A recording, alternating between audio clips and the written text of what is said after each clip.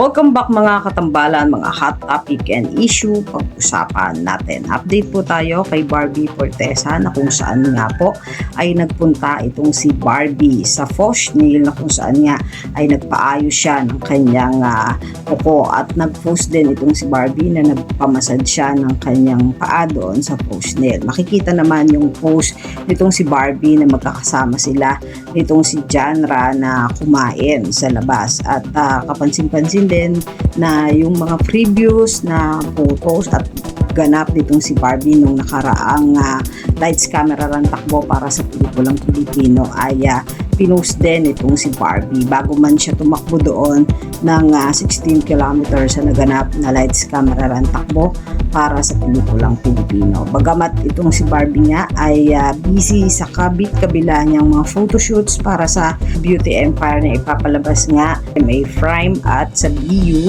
makikita naman talaga na napakaganda nitong si Barbie sa naging resulta ng kanyang mga photoshoot.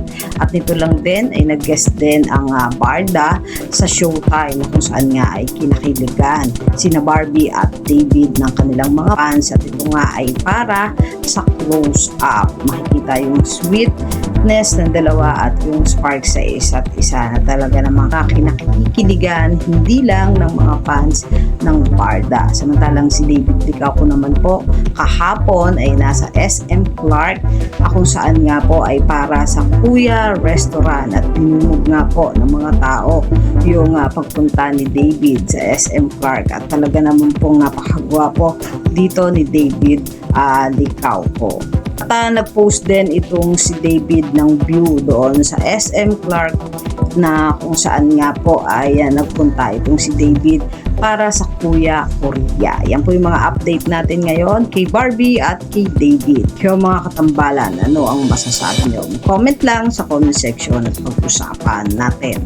Yan ang mga hot topic and issue dito lamang sa Tambalang GK.